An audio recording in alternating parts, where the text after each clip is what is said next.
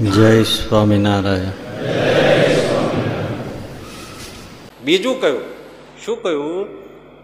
બદલાની અપેક્ષા વગર દાન કર. ગણતરી ના હોવી જોઈએ સાહેબ, કાંઈ પણ કોઈ પણ કે ભાઈ અમે હોસ્પિટલમાં દાન આપીએ તો તમે કહો છો તો 10 લાખ આપીએ, પણ અમારા પરિવારને સગા સંબંધીઓને સારવાર ઇમરજન્સી મળવી જોઈએ, ગમે ત્યારે એક રૂમ પેક હોવો જોઈએ, એર કન્ડિશન લઈ જાય તો વાંધો નથી. આને દાન કર્યું કહેવાય નહીં, બદલાની ભાવના છે. હા, અમે તમારી સંસ્થામાં 25 લાખ આપીએ એમાં વાંધો નહીં, પણ ટ્રસ્ટી બનાવો. અને કહેતા હોય તો 50 લાખ આપવું પડે તો અમારા વંશ પરંપરાગત ટ્રસ્ટી રાખો યાર. હા, દાન નથી. અમે ધર્મ સંસ્થામાં તમારા સેવા કાર્યોમાં દાન આપીએ, તમારા સ્થાનમાં દાન આપીએ, પણ અમને ઉતારા પાણી ખાવાનું આ તે બધું વ્યવસ્થિત અમે જ્યારે આવીએ ત્યારે બધું વાગતા સ્વાગતા પૂરી થવી જોઈએ. જો એ દાન આપ્યું હોય અને ભાઈ એને જો થોડા બોલાવામાં ચલાવવામાં ચા પાણીમાં નાસ્તામાં થોડોક બધા રૂમ પેક થઈ ગયા હોય ને જરાક એને ઠીક ન પડે એવો રૂમ આપ્યો હોય, એમાં સમયે ચાયનું પૂછાયું ન હોય, આ ન પૂછાય તો જોવો જ જમાવટ. હા, આવી રીતે હોય. કેટલા દીધા છે કેટલા, ભાઈ એટલા પાછા લઈ જા. પણ આમ ગગલાવા છે નો દાન કોને કહેવાય કે દીધા પછી ભૂલી જાય, એને દાન કહેવાય. મહાત્માજી મરણ પથાયા હતા, શિષ્યોએ કીધું કે બાપજી છેલ્લે છેલ્લે કઈ ઉપદેશ તો આપતા જાવ જેમને જિંદગીભર યાદ રહેતો, કે 4 બાબત કઈ 2 યાદ રાખી 2 ભૂલી જાવી.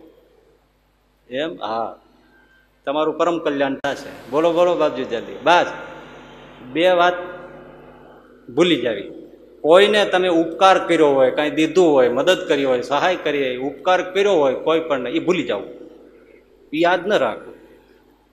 અને બીજું, તમને કોઈ અપકાર કર્યો હોય, અપકાર એટલે તમને કોઈ દુઃખ આપ્યું હોય, હેરાન કર્યા હોય, તકલીફ કરી હોય, તમારી જે તે તમને પરિસ્થિતિમાં દુઃખ આપ્યું હોય, તો એ અપકારને તમે ભૂલી જજો. તમે કોઈને ઉપકાર કર્યો હોય એ ભૂલી જજો, અને તમારા ઉપર કોઈ અપકાર કર્યો હોય એને પણ ભૂલી જાય. હવે 2 વસ્તુ યાદ રાખજો. એક, મૃત્યુ નિશ્ચિત છે એને સતત યાદ રાખજો. હા હા હા કરવા જેવું નથી બધા, હું આમ તેમ આમ સમથિંગ, કાંઈ કરવા જેવું નથી. મૃત્યુ યાદ રાખજો. ગમે ત્યારે હાલતા હાલતા ટ્રકનું ટાયર ફરી વળે, ટાટા ટાટા ટાટા ટા થઈ જાય. એટલે મોત. હવે નિરાતે ખીચડી શીરો પૂરી શાક ભજીયા દબાવીને સૂતો હોય, સવાર ઉઠે જ નહીં. શું કઈ નક્કી છે? ગોદડું ઉચકાવે, મોઢું ફાટી રહ્યું હોય, એ અહીં પીડ્યો હોય, ઉભો કર્યું. હવે શું કરવાનું? મૃત્યુ નિશ્ચિત છે, ડગલે ને પગલે, એ ભૂલતા નહીં. અને બીજું, ઈશ્વર આપણા સાથે છે એ ભૂલતા નહીં. એટલે ઈશ્વરનું સ્મરણ અને મોત એ ક્યારે ભૂલતા નહીં. 2 વસ્તુ યાદ રાખજો ને 2 ભૂલી જાજો. પણ આમાંથી ઉલટું આપણે કરીએ છીએ. મોતને આપણે યાદ જ નથી કરતા. મરવાનું છે કોણ યાદ કરે છે? રોજ સવાર ઉઠીને વિચાર કરે છે, હા જાગ્યા નગર વૈયા જાત.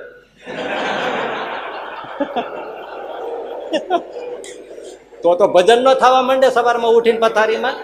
પણ આ તો સીધો ઉઠ્યો નથી ને મોબાઈલ ક્યાં ગયો? હજી આંખ ઉઘડતી ન હોય, આમ તાણી તાણી.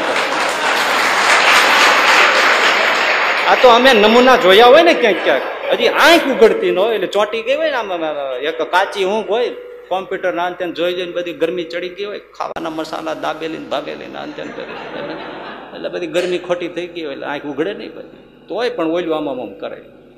આમાં છે કે આ તમે માંડ માંડ જીવાય છે. મોત સતત યાદ રાખવું પડે. મહારાજ કે અમને હર પળ આ ઘડી આ પળમાં મરી જવું છે એમ યાદ કરીએ છીએ કે છે ને. અને ડગલે ને પગલે ભગવાનનું સ્મરણ યાદ રહે, એ આપણે ભૂલી જાય છે. ભગવાન અને મોત ભૂલી જાય છે. અને ઉપકાર કર્યો હોય એ યાદ રાખીએ, ક્ષણ ક્ષણનો ડાયરી લખી રાખીએ. અને કોઈ આપણા ઉપર પેલી આપત્તિ કરી હોય, હેરાન કર્યા હોય, એ આપણે ભૂલતા નથી, એને યાદ રાખીએ. ઉલટું કરીએ છીએ ને. હવે આમાં માર્ગ જ આખો શીર્ષાસન થઈ ગયું. વિચાર કરો, આપણે જે વસ્તુ ભૂલવાની શાસ્ત્રો કહે છે એને આપણે ભૂલતા નથી, અને જેને યાદ રાખવાનું કહે છે કે એને આપણે યાદ રાખતા ભાઈ. પછી આમાં ભગવાન ઢૂંકડો ક્યાંથી આવે ને આપણું શ્રેય ક્યાંથી થાય ને આપણું મોત ક્યાંથી સુધરે કે છે ને. આ મહાત્માએ પણ જતા જતા ગજબની વાત કરી દીધી છે એમ. બદલાની અપેક્ષા વગર દાન આપવું તો શ્રેષ્ઠ દાન છે, કાંઈ પણ મનમાં ગણતરીથી નહીં.